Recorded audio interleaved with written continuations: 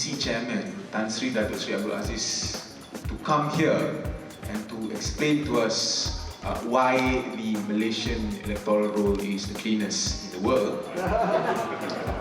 But unfortunately he could not make it. We have, from what I understand, we have asked for a replacement, and with the power vested in me as the moderator, I'm going to allow the replacement to come up here from the EC, but he or she needs to show me that he or she is from EC lah. So until the forum ends, I will leave that open.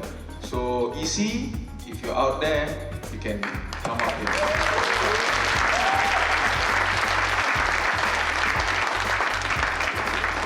Okay, moving on from one doctor to another doctor. Dr Ong Kian Ming obtained his PhD in political science from Duke University, where he was a Fulbright scholar. He is a political analyst and lecturer at UCSI University. Before leaving to pursue his PhD in the United States, he worked as a consultant with the Boston Consulting Group, BCG. That's the thing you should, in the KL office. And as a policy analyst with two politically linked think tanks, the Institute of Strategic Analysis and Policy Research, INSAP, and the Socio-Economic Development and Research, SEDA Institute. He holds a BSc in Economics from the London School of Economics and an MPhil in Economics from the University of Cambridge. He writes regularly for Malaysia Kini and the Age Financial Daily. He tweets using the handle @dimokman. Okay. I always thought it. Yeah, okay. I'm okay, man. Incidentally, mine is Shahrizad. Okay. Moving on. Dr. Ong, please. Thanks, UI and Tindak Malaysia for inviting me here. I'm just going to be very brief because you can actually find all this information on online as well as on Malaysia Kini. I'm going to talk about how clean will the 13th general election be. Next. Okay, the crucial question here is it depends. Okay, what does it depend on? I'm just going to highlight some areas which I think are important in terms of the electoral roll. How many of the 3.1 non-resident voters will turn out? Okay, that's one thing. How many of the 65,000 foreigners will turn out? How many of the 65,000 voters above 85 years old will turn out? How many of the 15,000 voters who are gender confused will turn out? And how many of the dodgy postal voters among the 200,000 postal voters will turn out? Okay, so these are only some of the highlights that I found as part of a larger study called the Malaysian Electoral Roll Analysis Project, or MIRA, that I obtained some funding to do. And I couldn't have done this project without someone who is here in this audience. Wita, can I just acknowledge Wita? He's a guy who's really good with Excel sheets and numbers, and he's helped me uncover many of these instances.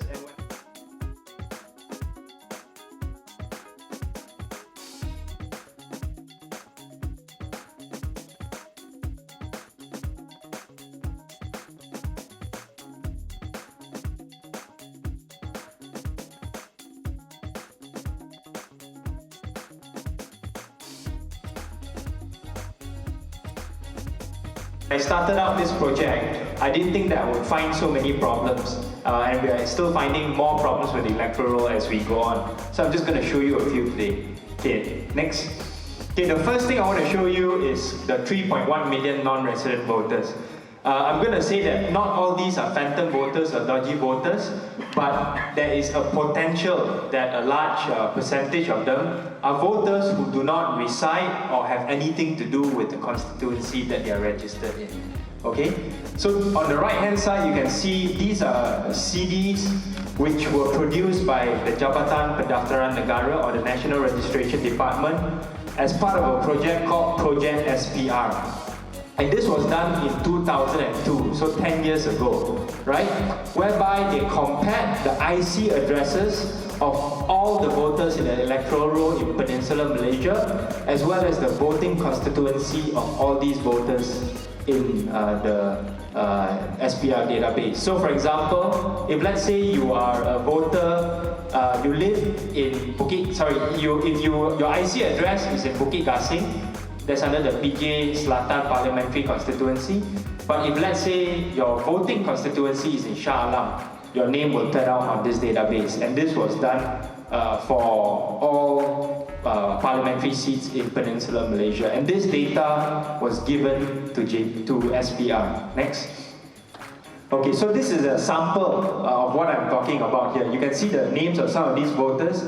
These are their IC addresses, and they are all in Kaki Bukit in Perlis, but they're all registered in different constituencies in KL. Right, so the information is actually very complete, very comprehensive, and the house numbers are there as well. So it's actually technically possible for SPR to go down to the ground to actually do some verification of these voters. Do they actually live in the addresses that are indicated by the IC, or do they actually live in the addresses that are indicated by their voting constituency? Next. How many voters are affected in this exercise? You can see the total there, 3,82,482. And this was in 2002 when there were only about 8.3 million voters in Peninsular Malaysia. So by this definition, you have 37% of voters who were registered in a different constituency compared to the IC address. I know many of you would probably fall into this category, not all, but some of you may fall into this category. You may be a non-resident voter. It really depends on how the Election Commission wants to define the issue of residency, right? And under Article 1191B of the Federal Constitution and also Section 4, basically what it says is that you have to be resident in the constituency that you're registered in when you register yourself as a voter. Right? So subsequently, if you move away from that area, you may still be considered a resident voter as long as you were living in that place when you were registered. So these are the numbers I'm talking about, about 3.1 million voters. Next. Okay, what did SPR do with this data? As far as I know, nothing. Right? No attempt was made to rectify the problem of non-resident voters. And this is very important because before 2002, right now under the new registration system, you have to be registered in the constituency indicated by your IC. But before 2002, which was when this exercise was conducted, basically you had a very lax registration system. You just had to go to the EC to show a proof that you're living in this area by showing an electricity bill or water bill or a telephone bill. And even then, I've interviewed many politicians informally, and many of them told me basically that the EC, as long as you know someone in there, as long as you know an assistant registrar, they can waive that requirement. So it was quite normal for incumbent Aduns or MPs to go into the SPR before 2002 to give a stack of voters details, and these are the voters that they would register in their constituency.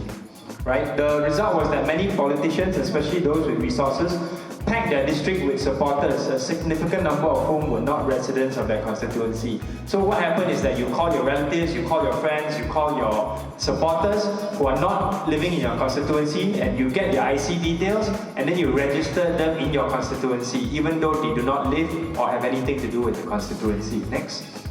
Okay, so the one manifestation of these non-resident voters is the fact that you have many houses that have more than 10 voters registered in them. Right? So this is an exercise that was done by MIMOS under the Parliamentary Select Committee on Electoral Reform. You can see 523 houses that had more than 100 voters, 938 between 51 to 100 voters. And you sort of like combine this total, you get about 260,000 voters that are registered in houses that have more than 11 voters. And this, the MIMOS has already specified, it does not include long houses, it does not include, for example, whole apartment blocks, because they actually analyze the data according to each address within the apartment blocks.